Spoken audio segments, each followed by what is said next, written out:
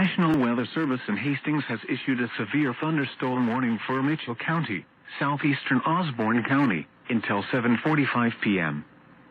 At 6:56 p.m., a severe thunderstorm was located near Lucas, or 18 miles west of Lincoln, moving northeast at 30 miles per hour.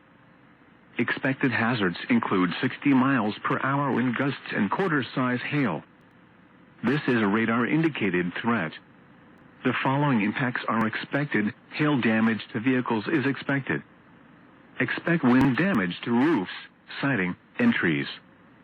This severe thunderstorm will be near Hunter around 7:05 p.m. Victor around 7:15 p.m. For your protection, move to an interior room on the lowest floor of a building.